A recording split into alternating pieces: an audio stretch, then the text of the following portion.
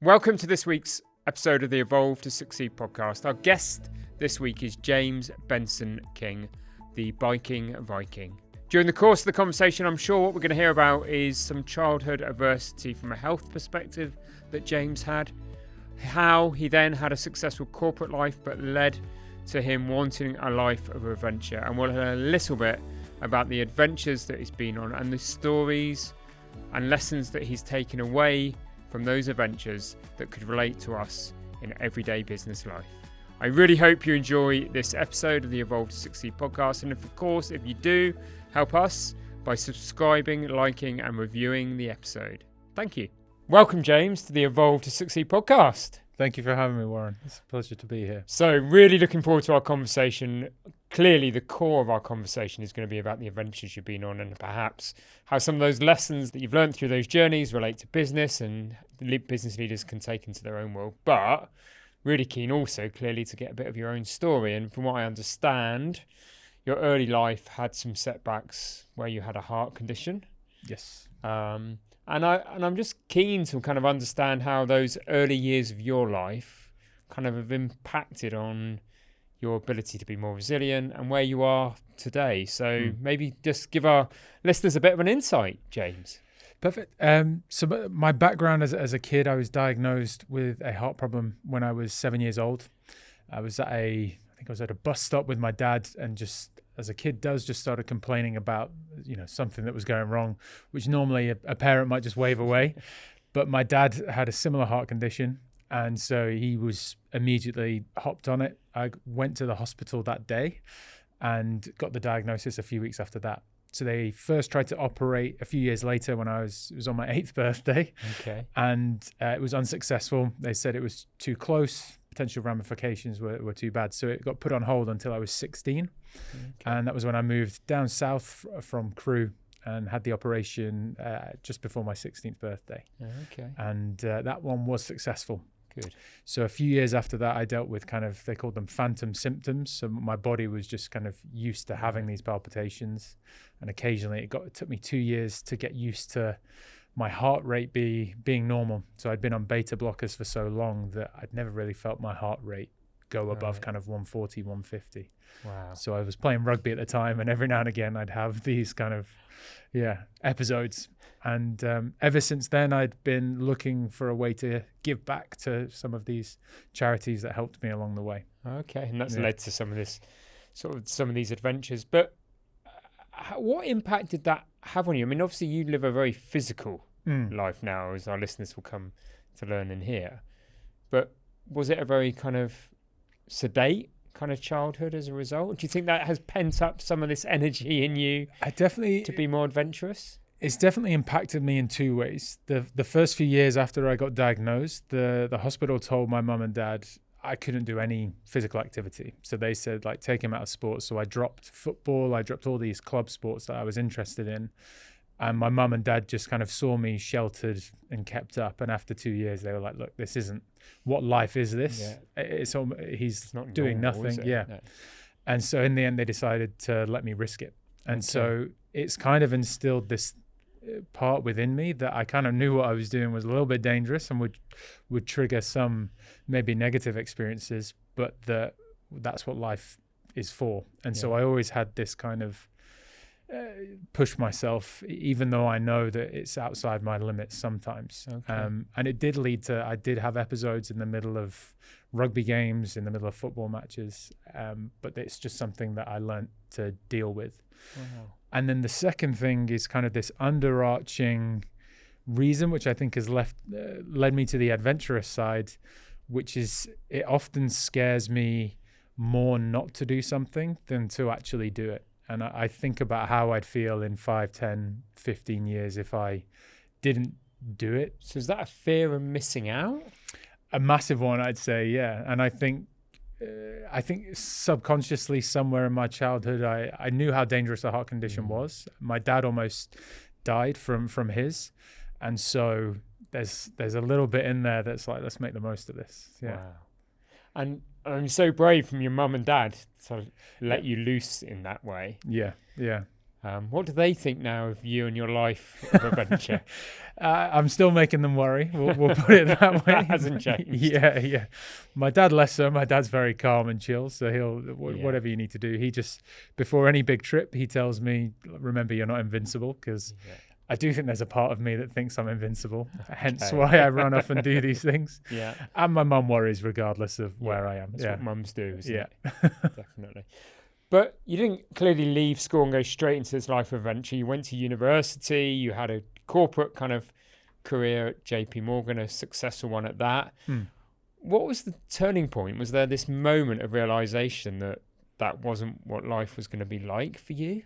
There was a split path. I came back from in between university and my corporate career. I'd been backpacking, and I met a cycle tourist on this trip who was kind of like, you could do this too. Okay. I learnt years later, I'm still friends with him, learnt years later that he tells that to everybody. I thought I was special. So I got this, this guy told me I could do it. Moment. Yeah. And it stayed with me. He did tell me that nobody else has ever listened to him. So that's the one separator. And I had this idea in my head for 5 years and came back home, started working at JP Morgan. And it was just always in the back of my mind. And there was a split in the road. Unfortunately, my granddad passed away, whom I lived with in Bournemouth. And it was that moment where I had to make a decision. Am I going to settle down and the trip will kind of die? Or do I, take the bull by the horns and go do this thing? And what was the tipping point, though, to make you make that decision? Because it's quite a drastic decision. I'd say it comes back to the fear of missing out again. What scared me more, and that was not doing it. I knew that in 5 years' time I could have a house, I could have a decent career, but I'd still be missing doing this. That nagging doubt of what life could have been. Yeah. And what was your first cycling adventure? The first cycling adventure was Land's End to John O'Groats. Oh, okay. I'd done a few trips around the UK, just day trips. Yeah. But Land's End to John O'Groats, I booked in to kind of force myself into doing a multi-day adventure. Okay. So I did that with one of my best friends over 11 days. Okay. And that was the first one. Yeah. Well, that's where my cycling adventures start and end. In September, I did Land's End to John O'Groats. But yeah, I haven't then. Maybe I'll get the bug after this conversation. And at what point did that then escalate? Because, I've done cycling sort of adventures across Europe, done Land's End to John O'Groats, joking aside, and, have lived a normal life alongside maybe doing a 5 to 10 day trip. And you'd made this transition, you'd done Land's End to John O'Groats. At what point do you think, well, that's not enough and I need to do a big adventure? It's funny, actually, when I already had the idea of doing Alaska to Argentina before Land's End to John O'Groats, and I told my best friend when we finished Land's End to John O'Groats together, the last day was so bad, I was like, I'm never doing Alaska to Argentina. I couldn't feel my hands. I don't know if you dealt with anything, but I didn't have gloves at the time, and so the damage to like my nerves lasted for pins and needles in my fingers for about a week afterwards. I had that for 7-8 months. Okay. It was so bad. Right. So that was partly why I was like, I'm never doing. But suddenly, after 3 or 4 months later, I was back in the game, and so that the idea was already there. Okay. And in essence, Land's End to John O'Groats was part of the training journey rather than the ultimate decision. Yeah, it already wasn't decided. The destination. The destination was this larger trip. Yeah. And I'm fascinated as to why Alaska to Argentina, ice to ice, as you called it, I think. But that's an unusual trip. Why did that come about, and how did that come about? So the cycle tourist I met was cycling to Singapore, and I met him in Myanmar, and I followed him on his kind of world journey. And after I met him, he flew to Alaska, and I saw him post these pictures with bears and snowstorms, and it just hung true with me. I don't know what it was. I was like, that's one adventure. I think the other aspect of it was you only need 2 languages, and so you can do the whole trip. But you can, as long as you learn Spanish, which I hoped to do, then you can converse with everybody along the way for the large part. Wow. And it's an 18,000 mile trip, is it? It depends which way you go. Mine was closer to 20 by the end, just because of a few side quests along the way. But I think the shortest route is 16,500 miles. Right. and the top end, well, as long as you want it to go. And how long did the trip take you? A year and a half. Okay. Yeah. And were you cycling most days? I cycled about 300 days out of 600, something like that. Yeah. So just a blend and a mix. Yeah, I was injured along the way, so I had to take 2 months off in Colombia, which was absolutely horrible. And I met people along the way, so it would take kind of 2-3 weeks off here and there. Okay. When I was riding, I liked to ride hard, and when I was resting, I liked to rest. Play. Yeah. And was that always the mindset, really? Was this, it's going to be an adventure, I'm going to travel? At what point did you then think about turning it into who you are now, the biking Viking? I've got to say that in the right way. The biking Viking, and sort of going on to do motivational talks and to be the personality behind some of these trips. Was that something that transpired during the journey? It came about along the way. So I started posting YouTube videos on the trip. Came to me last minute. A friend was like, why don't you just try it and see what happens? So I'd never spoken to a camera before or done any of that. And along the way was kind of finding my feet with it and found it quite therapeutic, kind of having somebody, the camera, to speak to. But I'd say it was in Mexico when I spoke to some school kids. After it's a long story, but I ended up speaking to about 1,000 Mexican school kids as a favor for a friend, and realized that I'd inspired like some of the kids. And it's the first time where I kind of realized, maybe there's something in here that I enjoy. And after doing some more podcasts and a radio appearance along the way, I kind of, I thought maybe there's something here that I enjoy. But when you originally set out, it was that you're going to go and do this adventure, you're going to do this cycle tour, come back and settle back into a normal existence. Yeah. The idea was then to continue my career in London or New York or something. I even went to like the San Francisco office of JP Morgan when I passed through. Just to say hello. So, I mean, I really did think that was what I was going to go back into. It was only in the latter half of the trip that other ideas started to form. Yeah. And you talk about being lonely and talking to the camera was therapeutic and all of those kind of things. You've also talked about making friends along the way and sharing time with others. How did you find that time with yourself? Because, when I've done those kind of trips, or you do a long run or walk or something, sometimes you do get into that place where you kind of go quite deep kind of in terms of your own thoughts. And how did you find that experience? I really enjoy it. I think the one reason I was never lonely up until Peru was because there are so many people along the way that you meet. Even in some of like the most remote Alaskan places, people would pull over to offer me food, to say hello, water. To tell you you're mad. Yeah, they love doing that.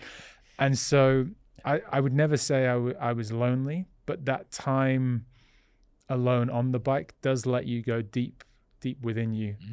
And I find it really therapeutic speaking to the camera, but also just taking it in myself and thinking about and solving world problems. I did enjoy that aspect of it.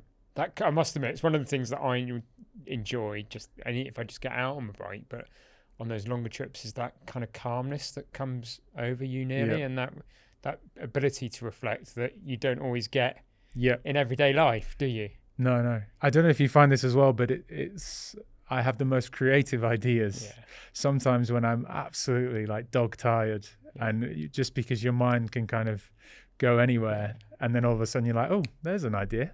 Go and do that. And I agree with that, because I think cycling, running, or do anything repetitive, walking any long distance or anything, is that you nearly do go into this kind of repetitive meditative state, I think, because you're just doing the same thing, aren't you? And it's repetition after repetition. Yeah. And I think that allows that creativity definitely to flow. I always wonder how I could get to that point in everyday life without having to do something extreme. But maybe there's an answer there. So favorite country along the way? I think I'd have to say Mexico or Argentina. Okay. In terms of those are both of the places where I could envisage myself living. But Mexico is definitely a second home. I spent the most amount of time there, about 4 months. Okay. Mainly because when you look on a map, you don't realize how big it is. No. But took me genuinely 4 months to cross, and I loved every minute of See, it. that's my geographic naivety. I would have said Mexico is relatively small. It's just the way the maps of the Yeah. world are. Yeah, I think I passed through Alaska, which looks absolutely huge, in less than 2 weeks, Okay. and Mexico, which looks about the same size on the map, took me 4 months. So, Wow. yeah. And what moment were you most scared on the trip?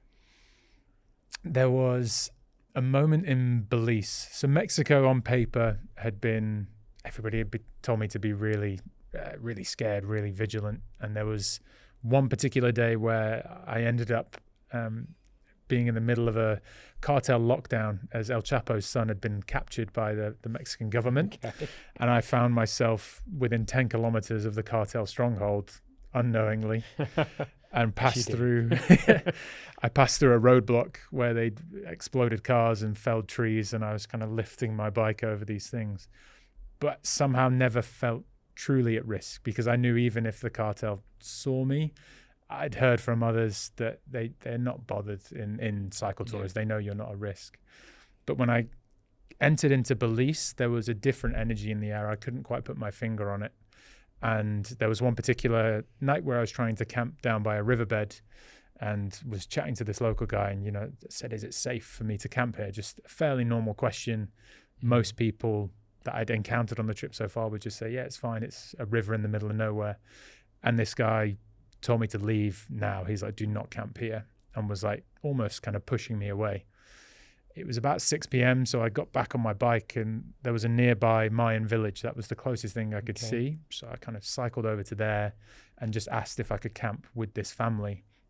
And they then told me an unfortunate story about how a British girl had been murdered by that river 10 years earlier. She was a relief worker, and they'd seen her withdraw money to pay some people, and they'd killed her. And I was very thankful to have the support of that family, and they were incredibly helpful. But that was the most scared I was on the whole trip, I'd say. Yeah. That's a big reality check, isn't it? Yeah. Yeah. It's when you snap from kind of fun to serious very quickly. You realize what you could be in for. And if we try and relate some of this, and I've got some more questions about the ride, but if we come back towards business and being a business leader and owner, in that journey, what lessons do you think life lessons that you perhaps learned that stay with you now that you think could relate to business? I'd say the big one, which did start within my time at JP Morgan, and I think it's something that especially younger business leaders and people within kind of the business world might have to learn, but is that there is an answer to everything. And fundamentally, in my cultivating resilience kind of talks I talk through, is that setbacks are opportunities. And I think at the start of the trip, things would go wrong, and I'd be like, well, what am I going to do? And you start throwing your toys out the pram, and towards the end of the trip, you take everything within your stride, and any setback you have, you realize is an opportunity to grow and to push you in a different way. And by the end, I was almost at peace with that, and knew there was a lesson that the universe was kind of trying to teach me in this moment. And that I've immediately applied to kind of what I'm doing now and teaching others, because when you are starting out self-employed or even through normal employment, there are always situations which don't go how you plan them, which provide setbacks that you for no reason can see what the opportunity is, but it is always there. And someone somewhere is trying to teach you a lesson that can help you in the long run. I like that. Setbacks provide opportunities. And I would agree with that in business. When I look back at my own journey when I started the business in 2004, just me, laptop, phone and a desk, nearly every day was a drama. Nearly every day felt like there was a roadblock in my way, and everything felt like insurmountable. And as you go on through the years, the business grew and you become a little bit more successful, but you become more experienced, and you start to think actually major things happen and occur, and you just deal with them. Yep. But yeah, it's a very good point, particularly with those people in that kind of startup, early growth phases. If you could have that mindset of setbacks lead to opportunities, it would get you through that early stage of the journey a lot faster, wouldn't it? Yeah. If you can accept what's coming your way and work through it, it's powerful. Yeah, no, definitely. And even in the late stages of a business, when you realise, actually, I can do this, I can overcome this, I'm not going to be defeated by this. Yeah, definitely. That's a great mindset, isn't it? Yeah. And clearly over 20,000 miles. We've talked about some of the joys. We've talked about being slightly scared, but there must have been some moments when you thought, I'm not going to complete this trip, or there was perhaps definitely I should get back, on a plane and go home. And what were those kind of moments, and how did they arise, and how did you overcome them, importantly? So there's one story that comes to mind when I was in Peru, and I laughed before about not feeling lonely until Peru. Yeah. The Andes in general, you think you've got everything sorted. By the time you get down there, you're 13,000 miles in. You're feeling strong. You've built all this mental resilience. You're like, I can get through anything. And I kind of, going into the Andes is a little bit cocky. You think you've got it all sorted out. And then these massive mountainous peaks come out of nowhere, and the air thins, and it's daily climbs every day, off-road, on-road. Like, it's just incredibly tough. And it just kind of slaps you in the face and gives you a reality check. And I was getting ill throughout this period as well. Okay. So there's one particular night where I was camped out, and I think up at 4,000 meters, wasn't having a good time. The camp spot was horrible. My food wouldn't cook. I think I'd run out of gas. And in that moment, I was like, I just want this trip to be over. But even to me in that moment, what that meant was I sat on my phone for an hour and I drew a map down to the coast and all the way down to the end. So I drew a 4,000 kilometer route to get me to the end the quickest. So even at some of my lowest ebbs, I was always going to finish the trip. Yeah. And it was never a case of not doing it, but what was the easiest way to get it done? Actually complete it and tick the box. So that was my lowest ebb before this particular day. And I don't think I mentioned before, but it was really important for me to cycle every kilometer. I did meet some cycle tours along the way, and everybody does it differently, but they would say that they're cycling Alaska to Argentina. If it's more for fun, maybe they'll get a bus over some boring stretches, or if they break down, they'll thumb a lift. Okay. Up to this point in Argentina, I had cycled every kilometer, and the winds in Patagonia are incredibly rough. This is, just to clarify, this is a different section to Peru now. I'm down in Argentina, and on this particular day, the crosswinds were up to 50, 60 miles an hour under gusts, and I'd been cycling for an hour into a direct headwind, and I think I'd covered maybe 10k. And so I pulled over on the side of the road behind this bus shelter, and the wind was just whipping into a frenzy. And your bike's fully loaded, and we should probably explain that to the listeners, and it's probably must weigh 60 kilo. 60 kilo. Yeah. It's weighted, and it is like a windsock, I assume, isn't it? Yeah. And so when I tried to get back on the bike to start riding again, it just whipped me off. I fell over. So I tried a couple of times, and the bike would just blow over. I'd fall off. And in that moment, I broke down because I'd cycled every kilometer so far. I knew how much it meant to me. There was only 2-3 weeks of the trip left, and I wanted to cycle every kilometer for the charity. And in that moment, because I couldn't see the goal, I couldn't see me getting to the end without accepting a lift, I just kind of broke down in tears. And it was just an incredibly emotional time because I knew what I wanted to do, and I couldn't see how I was going to do it. And in that moment, I said, well, if I can't ride, then I'll push. And so I started pushing until I think it was 4 hours of just pushing, until the wind kind of died down a little bit, and I was just able to get back on for little stretches and walk some stretches. And that was probably the closest I got to throwing in the towel. Was made even harder by the fact that cars kept pulling over and offering me lifts. First time no, second time, third time. Really tests your resilience on the fifth or sixth one. Very quick break from this week's episode, which I hope you're enjoying. If you are enjoying, please remember, do help us and help yourself to make sure you don't miss an episode by subscribing and reviewing the episode. So that's it. Short interlude from me. Let's get back to the conversation. Oh, it must have been tough. Yeah, definitely. And how do you think, because I mean, that's a sign of, strength and resilience and determination. And when I listened to that, you clearly had this goal in mind. And you had this objective, not just to do the trip, but to do the trip and cycle or self-propel yourself the whole way. Again, in life and in business, we all have those goals, but sometimes we can become distracted. We can let them go by the wayside. We can lose focus, can't we? Yeah. So what lessons, tips, ideas, thoughts would you have for just somebody in everyday life or somebody running a business about how they could adopt that kind of mindset into their world? For me, the overarching theme for my trip was ownership. So it was owning the successes, but owning the challenges as well. I think it would have been very easy within that moment to quit if I didn't feel like I had ownership of the whole trip.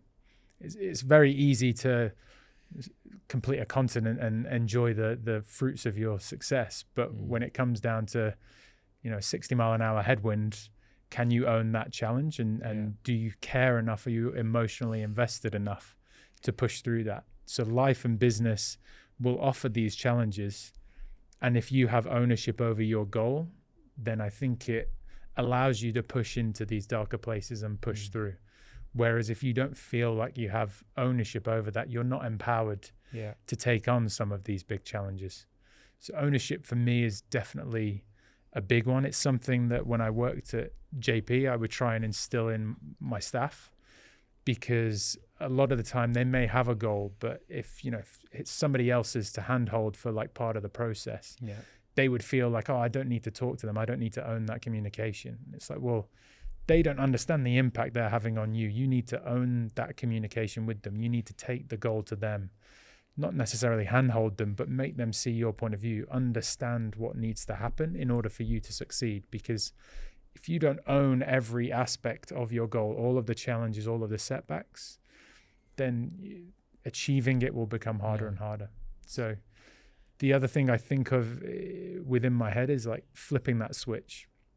So a lot of people, when they have a goal, it's like, I want to do it, but will you do it? And for me, once I know what I want to achieve and I have the goal within my mind, I flip this switch and I almost have this calm come over me because I know it will happen now. Yeah.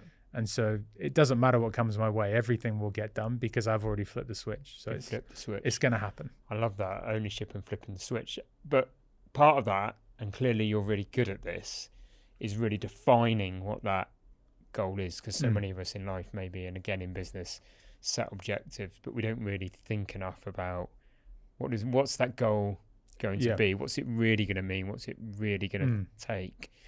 So how do you go about, and what advice would you give for people to actually set the goal, which is then they can believe in, which then they can take ownership of? So there's a framework which I use called SMART, but I make a slight adaptation. So it's specific, measurable, achievable, relevant, and time-bound.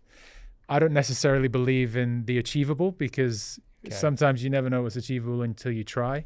But I try and make sure I'm ticking off some of these to make sure that I know what my goal is, that it can be measured, that it's specific enough that I'm emotionally invested in it, that it's relevant to me. So like the cycle goal's always pretty relevant, and put a time line in there that you want to achieve it by. I think a lot of people are missing one or two of these, and I'll get round to it. If there's no time limit on there, will you actually get it done? Yeah. Or I want to run a 5K. When do you want to run it by? What time do you want to run it in? There's all of these questions around it. I think the more of these you have, the more real it becomes, and the more invested you will become in it. Yeah.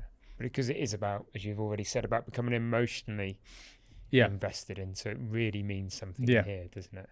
I think the other aspect of that is telling people about it, to hold yourself accountable.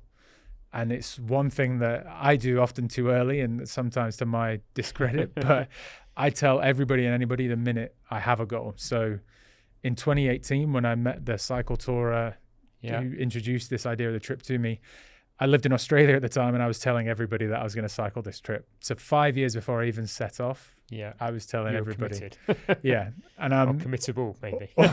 yeah. And I'm already telling people about my next trip Yeah. and posting all over social media for it. So yeah, I think that's something that I do. Some people like to internalize it, Yeah. and they can hold themselves accountable. I just tell everybody anything anyway. So I think the power, I mean, it's a big believer behind evolving some of our philosophies and some of the ways in which you put cohorts and groups of individuals together is there is the power of accountability, is telling somebody what you're going to do and how you're going to do it. Yep. And being held to account makes you sometimes, when you're in that place of adversity or challenge, Yep. that barrier is in front of you, you find a way through, don't you? Yeah, definitely. It's just, I don't know if that's pride or if that's, it's just human nature, isn't it? Yeah. We commit. Yeah. You're more invested. You're definitely more vested. Definitely. And in terms of what's next, I mean, obviously you haven't only done the ice to ice challenge, so perhaps briefly just give us an insight on some of the other trips that you've done. So since I returned, I've tried my hand at my first endurance event. Okay. And fell in love with the challenge of that. So I've got a few more of those upcoming. This particular event was called the Great British Escapades and was a 500 kilometer off-road challenge, which I completed it was just over 40 hours. Okay. And after I'd done that, I also went to India to support my friend is a hand biker. Yeah. And he broke the world record for hand biking at the highest elevation. Okay. And that's spurred something within me that I want to go back and do the same trip and set a time cycling from sea level to the world's highest road. Okay. So these are the mid-level goals. Yeah. But the ultimate goal that I've started telling people about that's coming up is cycling in Antarctica. And I'm still yet to decide exactly what that envisages. Can you cycle in Antarctica? That's half the problem is about half the time you can cycle, half the time you'll be pushing a big old heavy bike. But I can't decide whether I want to be the first person to cycle unsupported to the South Pole or focus on a supported challenge that would cross Antarctica from one side to the other. Yeah. So not quite specific enough yet. Not specific enough. System. No. Still emotionally invested and telling anybody that'll listen what I'm going to do, even if I don't know what I'm going to do yet. And how do you, because another thing in business that people don't do often enough is celebrate their successes. Mm-hmm. So when you've completed these challenges, particularly the trip in India with your friend and him setting the world record, and clearly the ice to ice challenge, how do you celebrate your successes? So I'm not the best at celebrating once I've finished, but that's purely because the joy for me is actually in the event itself. When I got to the end of Alaska to Argentina, there was almost a melancholy that the trip was over, especially of something of that length. And I actually find that with a lot of my challenges, when the end comes, I've almost celebrated along the way.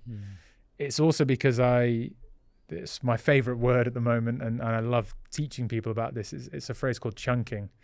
And so it's how I got through the trip was through chunking, which is essentially, I never thought about the trip as a whole.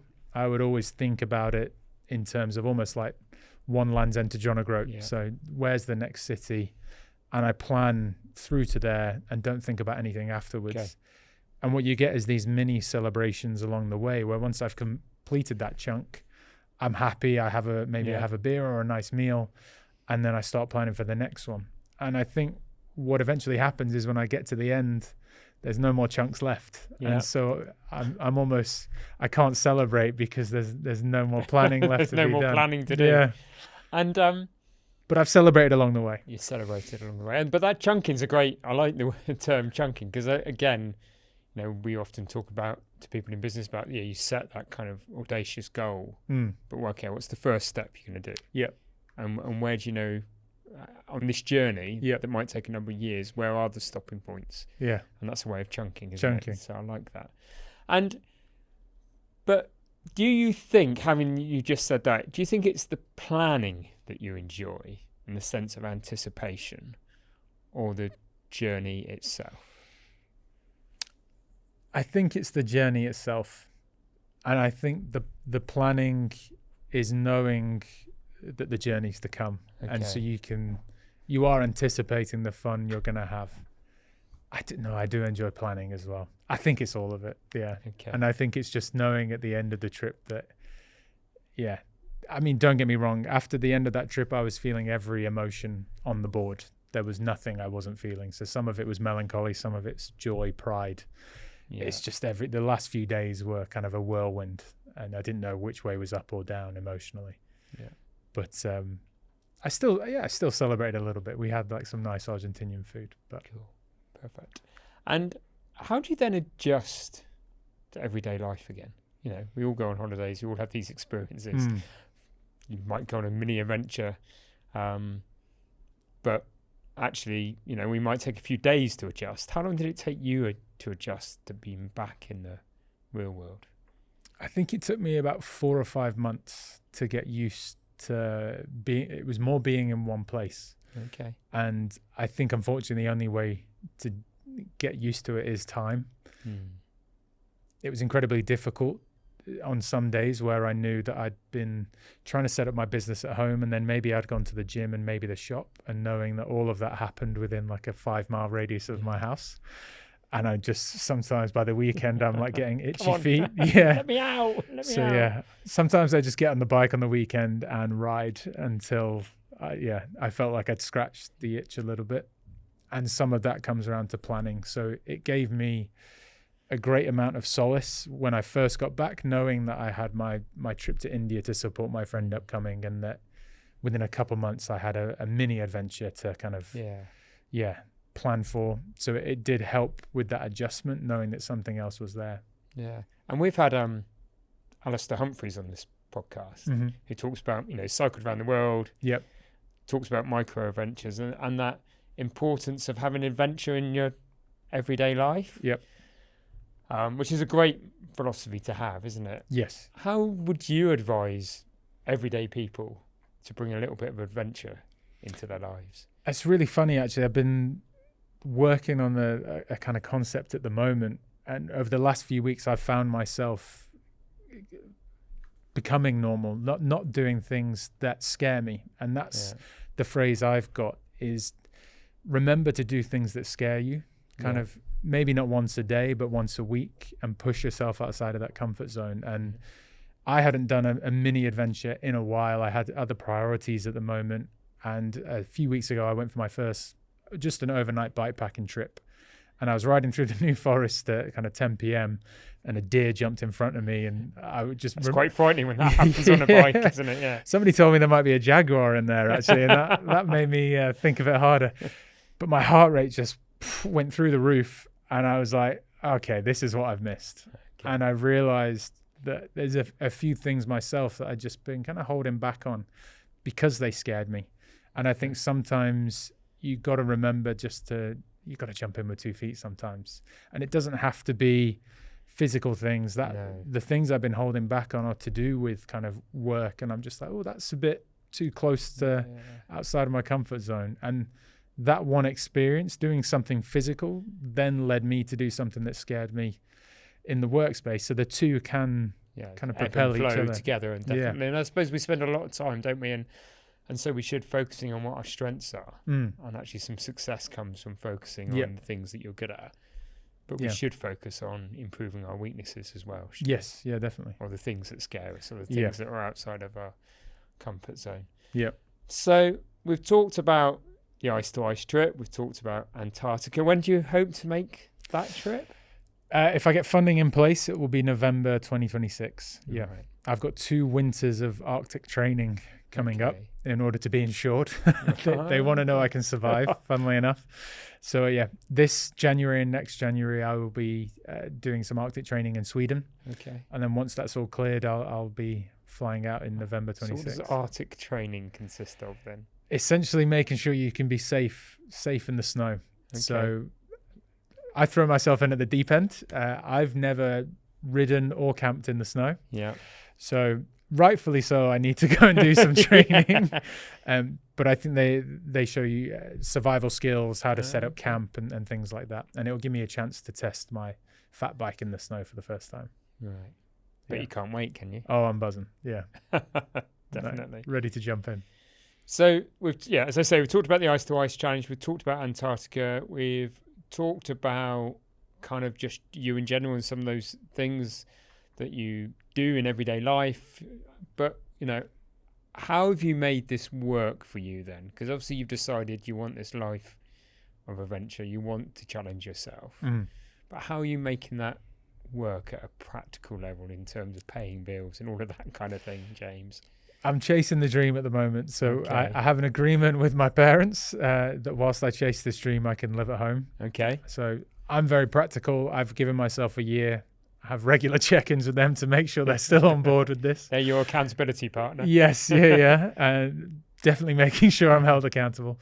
And so, yes, essentially living at home and living off savings. Okay. So slowly, I'm hoping to start working with some brands on my social media. So I kind of have two hats. Yeah. On the content creator front, I'm starting to introduce being paid for my work there with brands.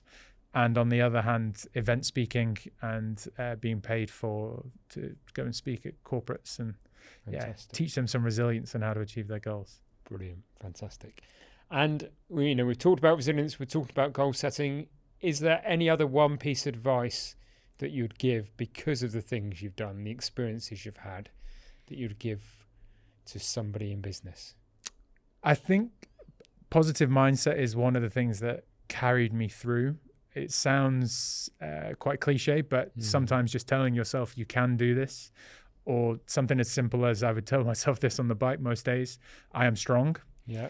Especially as a British person, we're not good at some of this self-belief stuff. And that would really click me into like another gear. And I've read more into it since I've got back. And the one thing I've started doing is journaling occasionally. Okay. And writing down things that I'm good at, things that I'm grateful for, and sometimes things where I'll admit that I need to improve in. And getting that down on paper allows me to kind of reinforce the positives, see what I'm good at, what I'm grateful for, whether it's health, family, the work I've been receiving, whatever that is. And then also acknowledging there are still areas I need to improve. But writing that down, getting it out of the mind onto the paper, somehow makes it concrete and reinforces that positive mindset. Brilliant. Fantastic. You ready for some quick fire questions? Yeah, let's go. What's the strangest thing you've eaten on your cycling adventure? Scorpion taco. Oh, yeah. That sounded a little bit strange. Would you have it again? I would not have it again. It tasted like an earthy shrimp. If you could only play one song on repeat on a 500k bike ride, what would it be? Or Silver Lining by, First Aid Kit. Okay. What's the one piece of gear or equipment that you'd never now leave behind? I think this is going to be controversial, but a speaker to power me through some of those lonely days. Yeah, singing on the road was fun. We won't ask you to do it now. What's the best piece of advice that you've ever received?